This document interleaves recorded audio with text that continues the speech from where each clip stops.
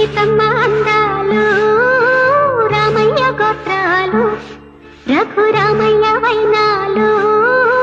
సీతమ్మ సూత్రాలు ఏకమవ్వాలంటే ఎన్ని యాత్రలు ఏకమవ్వాలంటే ఎన్ని యాత్రలు ఏకమైన చోట వేద మంత్రాలు ఏకమైన చోట కంచి మేసిన చేను కామాక్షిదైతే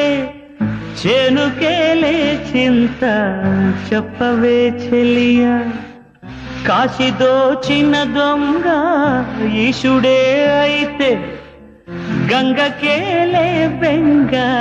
తెలుపవే సఖియా